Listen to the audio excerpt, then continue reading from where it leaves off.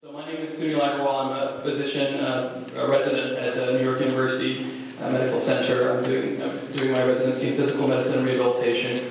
I did my PhD briefly. A little bit of a timeline. Steph asked me to give a little bit of a picture of this. So let's dig right in. Just these two disclosures we generally give at medical conferences, given the influence of industry and pharma. So I want to state clearly that I don't have any financial ties with any commercial interest, and I will discuss FDA non-approved uses of drugs, which happen all over the place. That's very commonly said in talks in medicine. This is the data. So then essentially that's 2.3 publications a day for the last 20 years. If you wanted to do that out, that's 24,000, and then in 2013 it's projected to be 2,689 based on where we're at now per year. This is what's going on. Since I'm the first sort of person putting up slides, I had to show maybe some folks, maybe Dr. Schwartz says he's never used marijuana, he was at Berkeley in the 60s, so in case you didn't know what it looked like, this is a little bit of the pictures of its life cycle from seed all the way to production. This is fields in Morocco, and people publicly using cannabis in state houses and so on. Other big developments in cannabinoid science have been in the understanding of the molecular structure. This is not down to the subatomic string theory level, but at least it's down to the molecular level where we can see.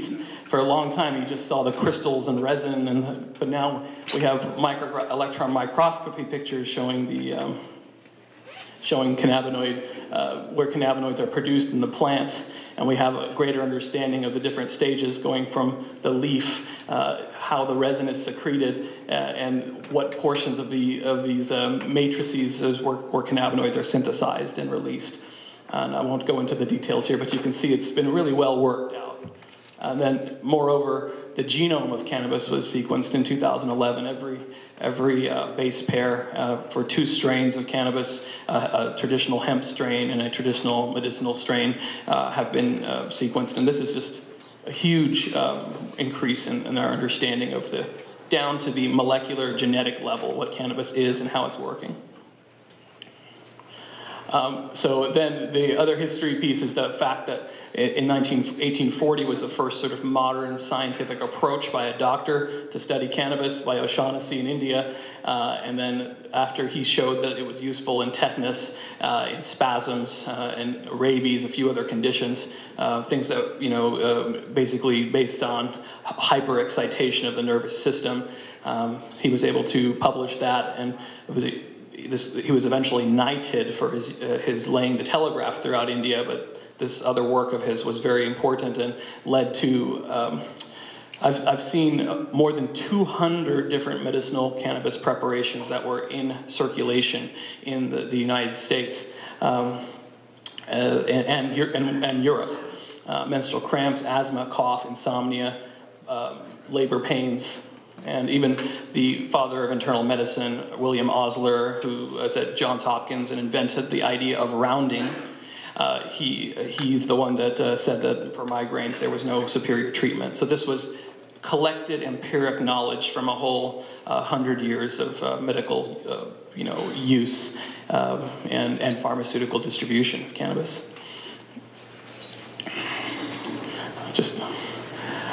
Then there's also these other histories with the Mexican laborers in port city of New Orleans, where cannabis was brought into the sort of popular culture through the jazz scene. I'm sure most of folks are familiar with this history. So, and then as Dr. Woodward was mentioned by Dr. Schwartz in 1937, did testify at this Marijuana Tax Act. And what's interesting to note is that this was around the same time Nobel Prizes were being given out in the discovery of neurotransmitters and in the discovery of actually electroconvulsive therapy. Those were 2 Nobel Prizes in medicine that were 1936 and 1938. And in 1937 we have doctors testifying, not Woodward, but his counterpart, that marijuana caused dogs to go insane based on his research at Temple University. So the AMA's position essentially was that future investigations may show substantial uses, but one thing that folks don't realize is that the AMA also said that there were already accepted uses that they had there was no replacement for, and I wanted to just mention that. And Medicine later followed up on this. So this is from the testimony of Woodward. He said that there are exceptions to which cannabis cannot be apparently successfully substituted for. And Woodward said that, are there any uses for, so essentially he says that cannabis can help reveal the psychological, psychotherapeutic, it could be useful for psychological and psychotherapeutic research to revive hidden or old memories. And that's what psychoanalysis depends upon. And he said that cannabis, there was no other drug that medicine had that could do this. So that's a form of sort of research and development that doctors basically put on testimony to Congress that cannabis was useful for this purpose. It was written about in JAMA in 1935. Said here about the authors conclude the drug has some value in revealing the content of the subconscious mind. This was the understanding in medicine in the 1930s. So the upshot of the Marijuana Tax Act, what came out of it was this definition of marijuana. And I just wanted to highlight that this is still the definition used today in federal law for marijuana. And just note clearly here that any resin extracted from the plant, every compound manufactured salt derivative is considered to be marijuana. They were very careful in crafting this definition. Between 1937 and 1970, when the Controlled Substances Act passed, there were actually researchers like this gentleman. This is kind of a goofy artwork here from a marijuana review piece, but this was the psychiatrist, Dr. Herman. He actually had he was a duly appointed researcher under Class 5 of the Marijuana Tax Act, which means that he was able to prescribe marijuana for his use in his psychiatric practice. And in this article, he described his interest in using cannabis as a psychoanalytically oriented psychotherapy adjuvant. And these are just some of the things that he found in his research, that it could be used as an emollient, lowering conscious censorship, and et cetera, et cetera. So this was kind of another form of research that was going on before the 1970 law was passed. The modern marijuana pharmacopoeia includes these cannabinoids and cannabis-based medicines. Well, I won't go too much into detail because of time issues, but you can just sort of see here, this is the cannabis extract that I was talking about. These are cannabis cigarettes from the federal farm.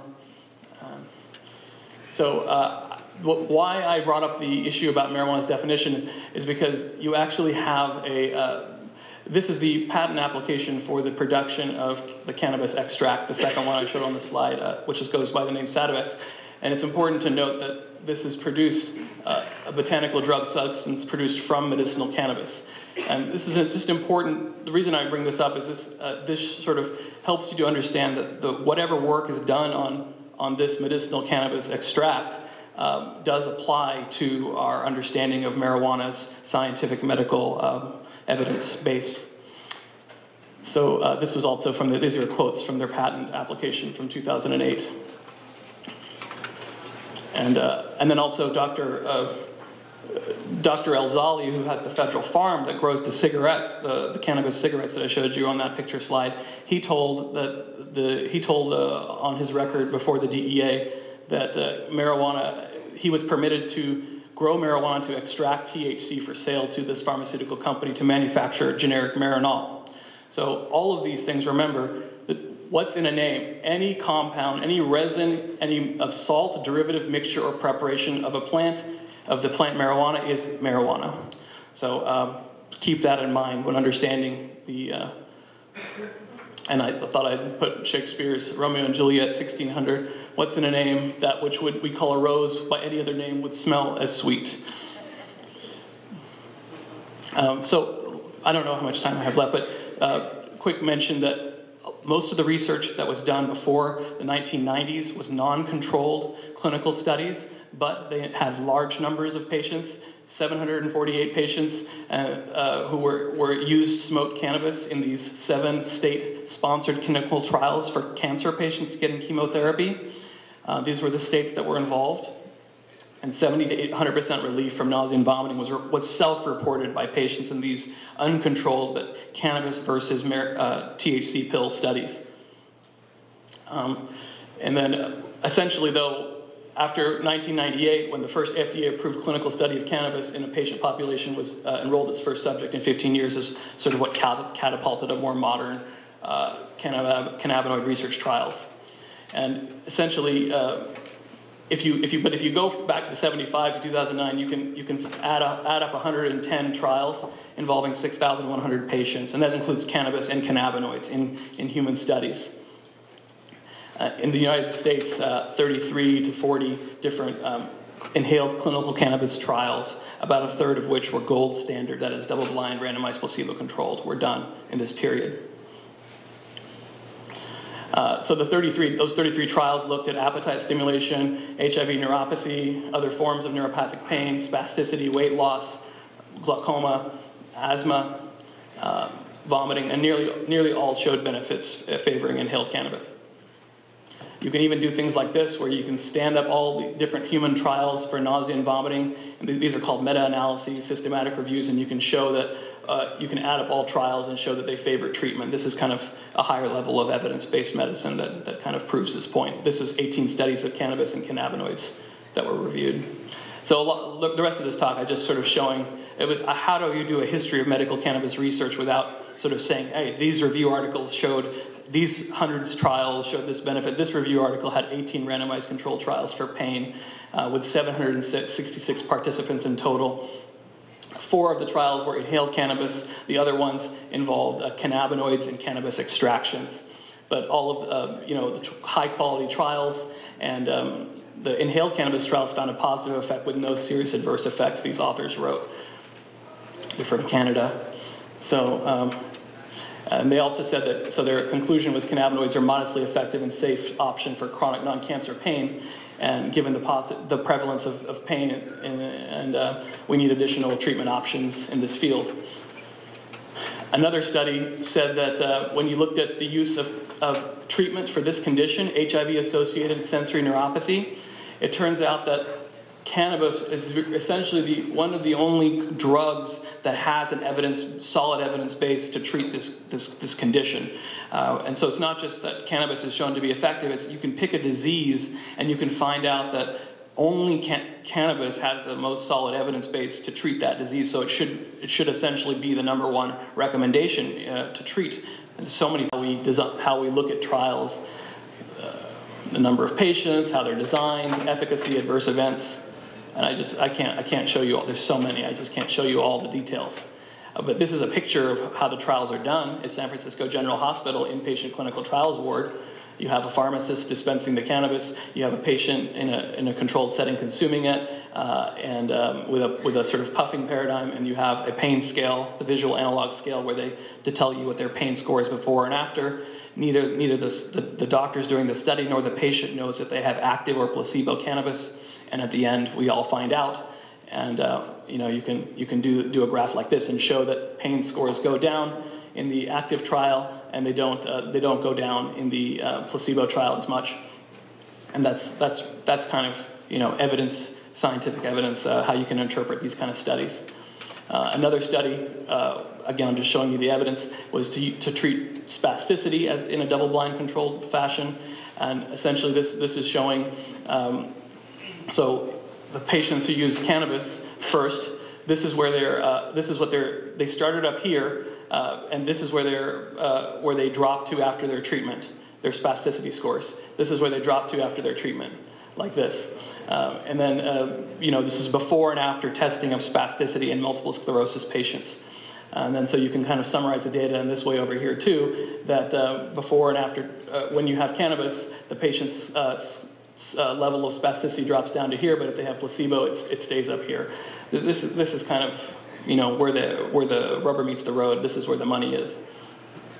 And anyway, I'll skip all this. And just to sort of know that the cannabis extract, various cannabis extracts. This is one done with Canador, another cannabis extract that in large trials with 666 patients. 660 MS patients at 33 sites, you can do a 12-month study and show that you can have improvements in mobility, which means that patients have less disability in MS and less emergency room visits, less hospitalizations. This is the kind of evidence that exists for when we consider this also equals marijuana, which it does according to the definition.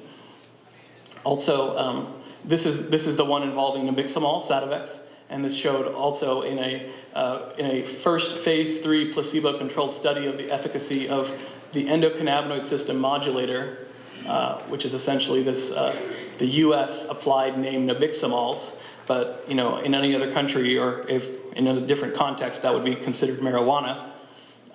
So you can see here that they show an improvement at 10 weeks with from baseline pain scores in patients who have neuropathic pain from multiple sclerosis. And apologies to folks who know this data much better in the audience, but I'm just trying to give an overview of what's out there in the history of cannabis research. So there's even patents that the US government has. I'm not going to go into that. And then the last thing I'm going to say is that because of the blockades and the difficulty of doing research with controlled studies, a lot more research is coming out in the social science literature looking at cannabis as a system, medical cannabis programs, and the patients who are using those programs, community-based research.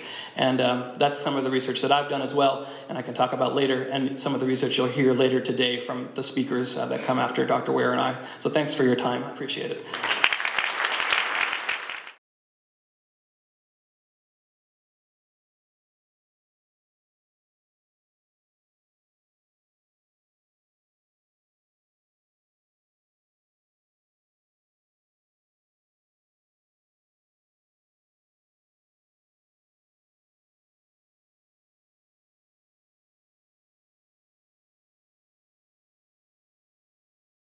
Good morning, everyone. It's a great honor to have been invited here. Thank you, Steph and the organizers. Nice to come down from Canada, where it is even colder than it is here.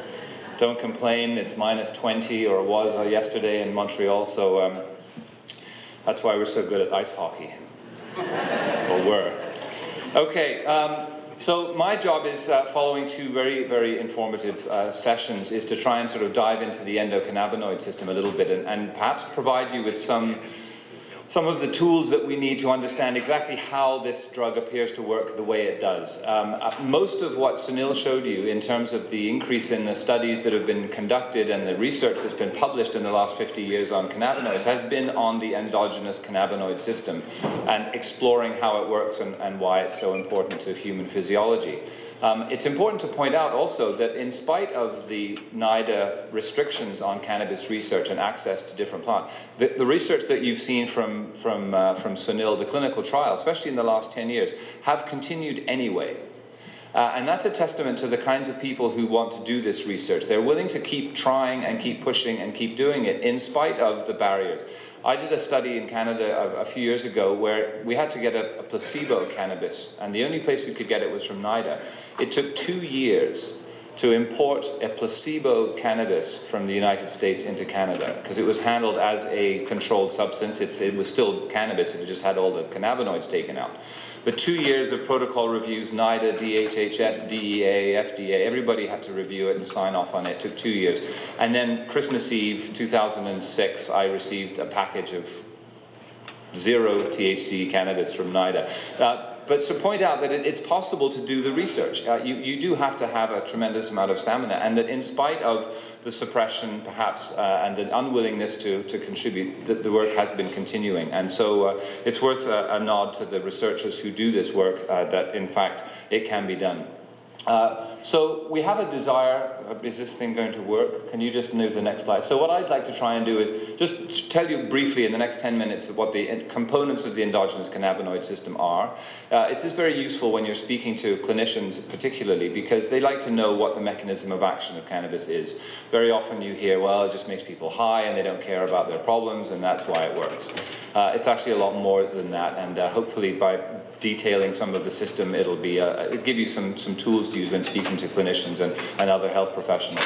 And then perhaps to summarize some of the pharmaceutical strategies that are being looked at to try and develop this system. So just perhaps to put it into a bit of context, again, Sunil has shown you the historical development of cannabinoids over the last 50, 100 years or so. It's probably worth positioning this, and what I've done here is to overlap it with the opioid development. And remember that opioids and morphine were used for thousands of years as painkillers, and it was really only in the 1800s that people identified the active ingredient ingredients. Then it was identified there were receptors, and now it's almost common knowledge. You go out on the street and talk about endorphins. Everybody knows what they are, body's own natural opioids, right? And we have, a family of pharmaceutical opioid drugs that are being used to treat pain and to treat various other symptoms. And in parallel to that, the cannabis is very similar, starting off as a herbal compound, identification of the active ingredients, identification of a natural target for it, and then subsequently, and where we are now, development of possible compounds that can harness that. We're just about 30 years later than the opioid story. Everything's shifted over to the right. But it's an important parallel, and it's a way that we can think of cannabis development as simply paralleling what happened with opioids. Next slide, please. The difference is opioids kill people. Okay, the USA consumes 80% of the world's opioids. It is an incredible volume of opioid medications that are consumed. The number of opioids that are being prescribed in the US have increased in the last 10 years, and this is data from the CDC, showing you how the number of prescription opioids, and I think this graph here shows you the opioid sales increasing dramatically over 10 years. This is the number of treatment admissions for opioids in the same period, and this is the number of treatment deaths. Opioid pain-relieving deaths per 100,000 also increasing. So it tells you two things. One, I mean North America, I'm not just going to pin this on the USA, as a Canadian, we have a drug problem, and it's opioids. But we also have a pain problem. We have a tremendous amount of pain in our society. And it's a huge burden. It costs us money in treatment, it costs us money in lost productivity, and it costs us personal suffering, as you heard from Professor Schwartz and his wife. And as a pain clinician, and as a primary care practitioner, I can tell you that the hardest thing you can ever do is to tell somebody, I've got nothing left to offer you, when they're in pain and they're not necessarily palliative, but they're going to live with this pain for years and years to come. That is a devastating thing to tell somebody, and it's even more devastating to have to hear. So, why are we interested in cannabinoids? Well, in Canada, may I have the next slide, please? I don't have data for the US, but I can tell you that in Canada, where we have a federal program and that we now have patients who can access and authorize cannabis for medical purposes legally under a federal program, we've seen a huge increase in the amount of cannabis that's, in the number of people who are authorized to possess cannabis. Now, I don't mean to suggest that this is a huge increase in the number of people using cannabis. Most of these people were using it anyway. They've just now become part of the legal system. But what this offers us is an opportunity to now actually study these people. We know who they are. They're getting legal cannabis from a legal source. We have an opportunity to track and monitor that, and it's being missed. We're not doing that now. There's no system in place to monitor and track patients legally using cannabis over the long term so that we can be reassured that the drug is as safe as we think it is. That's a critical opportunity and something that we should be really focusing on. Next slide, please. So why do we think cannabis is much safer than opioids? Well, the main reason comes from this graphic here, where we know that the cannabinoid 1 receptor, the main target for THC, the active ingredient in cannabis, is incredibly ubiquitous in the human brain. It's one of them, in fact, it is the most common receptor in the human brain, and it's clustered in major areas where you expect to find a system involved in mood, in pain control, in muscle spasm, in appetite, in nausea, all of the things that we know cannabinoids are effective in. In dark green are the clusters, cerebellum for movement disorders, the amygdala here, very important in fear extinction, and the PTSD story, very tightly coupled with the prefrontal cortex. There's some really cool stuff going on there. But what you don't see is any cannabinoid receptor here in the midbrain, which is where the opioid receptors are found, and which is why in high doses opioids kill people. They simply stop you breathing. Cannabinoids don't do that, and we don't have this massive safety issue. So if we're looking for new pain control methods, if we have a pain problem, we don't want to be using opioids as much because they have problems. Why aren't we looking at cannabinoids? Well, so the story is that we are, and I think that's probably really what you heard from Sunil, is that there are huge attempts to try to explore and provide some data on cannabinoids. Next slide, please. They're not just found in the brain. Cannabinoid receptors are also localized in the periphery, so in the body, in the urinary bladder, which is probably why the drug was effective in treating Professor Schwartz's wife, in the GI tract, Receptors are found in the endothelium, they're found in the testes, they're found in the ovaries. The cannabinoid signaling system, which I'll tell you about in a minute, is probably the most ubiquitous physiological signaling system in the human body. No matter where people look, they find evidence for some kind of cannabinoid involvement in modulation of some form of activity. So it's playing a very, very important role in all of us all the time. We're all constantly synthesizing, metabolizing cannabinoids to function and to manage our everyday life. This is probably best illustrated by the fact that a few years ago, a drug company produced a drug which blocked CB1 receptor, rimonabant. And this was done to, believe it or not, the clinical trials were very strong, and they showed that if you took one tablet of rimonabant every day for a year, you could lose 20 pounds. Okay, who's not going to want to lose 20 pounds? This was their blockbuster drug. It was approved in Europe, but within 2 or 3 years, they started to notice increases in depression and suicidal behaviors in patients taking it. So shutting down your CB1 receptor system is probably not a good thing. The drug was taken off the market and it was never approved in the US. And as far as I know, that line of research for pure CB1 antagonists has been stopped. There are still attempts to try and play with it, but that attempt has been stopped. So we need CB1. So just to show you how opioids, really, they bind to a specific receptor. The receptor has effects intracellularly which change the way that the cell membrane functions, and that results in its effect usually on pain modulation. Next slide. So cannabinoids work very similarly, but there are some really important differences. The main difference being that the cannabinoid receptor is located on the presynaptic end of a synapse. That is to say that a message coming down from here usually releases a transmitter which crosses the synapse, binds to the second neuron, and then that message is continued down the chain. And this happens in all through the brain. But what happens when this receptor is activated is the neuron synthesizes a cannabinoid compound here, which rolls backwards to the CB1 receptor on the presynaptic terminal, which then suppresses further release. So it's a feedback loop. It stops the nerve from continuing to fire at will. And this is really important. And if you think about clinical conditions where nerves are firing at times when you don't want them, epilepsy, neuropathic pain, muscle spasticity, one could think of anxiety, even some forms of psychosis. There's abnormal, aberrant firing of neurons. A cannabinoid is the perfect drug to try and suppress that abnormal activity. And we think that in many of the clinical conditions where cannabinoids work, it's simply this balancing of neurological activity.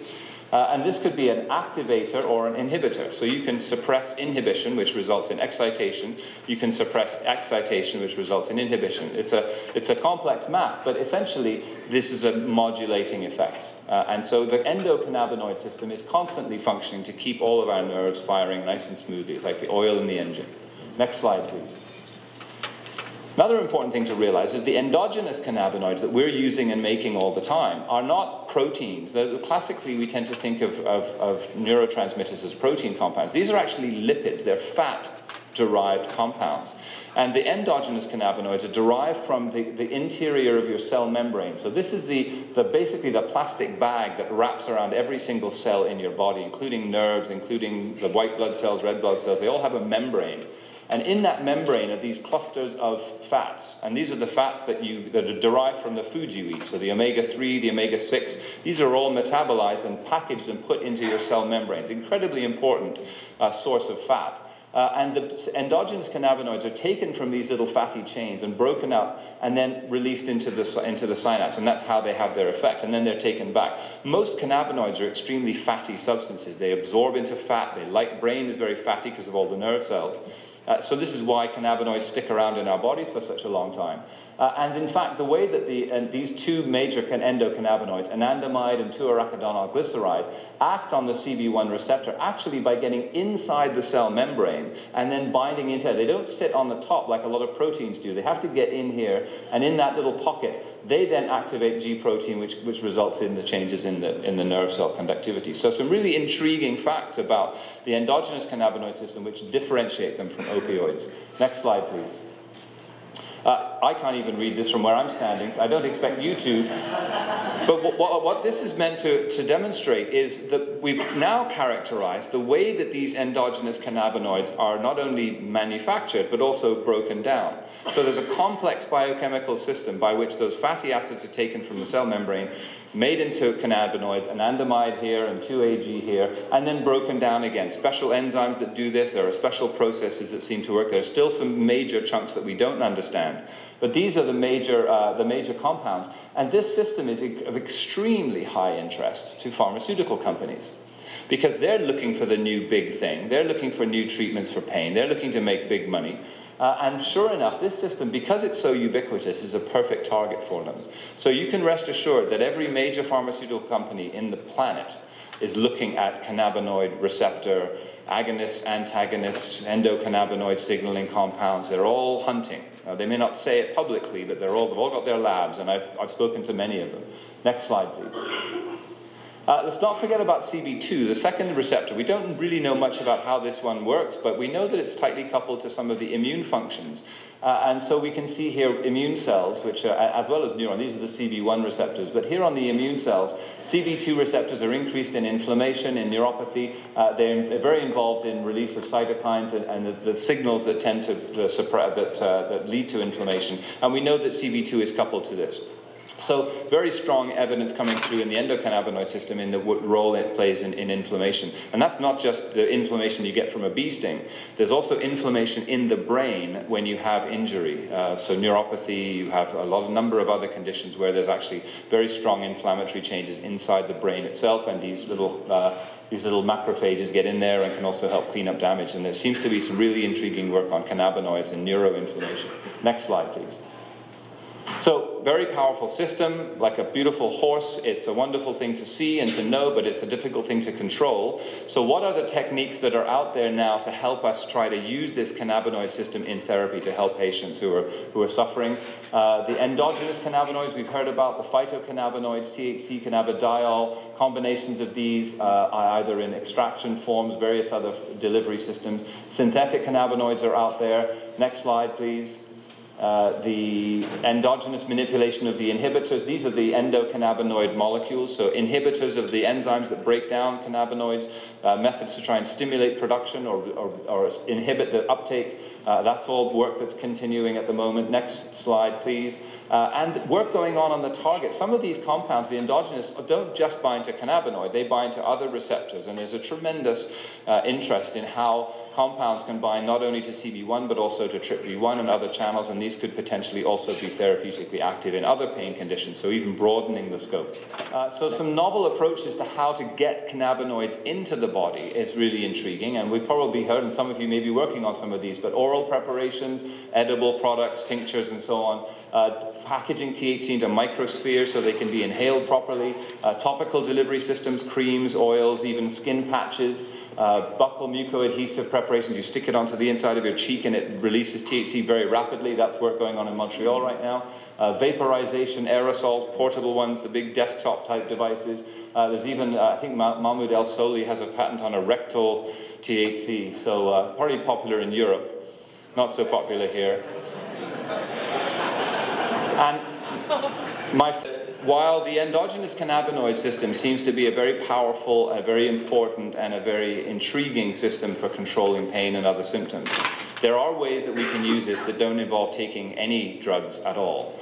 Running raises your endogenous cannabinoid tone. There's been work by John McPartland suggesting that osteopathic manipulations raise your endogenous cannabinoid tone. I'm willing to put money on the table if anyone wants to bet me that yoga, massage therapy, any form of complementary therapy that makes you feel that mild euphoric feeling when you've had the treatment is an endocannabinoid effect. So there are ways that we can target endocannabinoids without using any drugs whatsoever. It's not just about taking a plant and smoking it. This is a tremendously intriguing, tremendously important system. Thank you for your attention. Enjoy the meeting.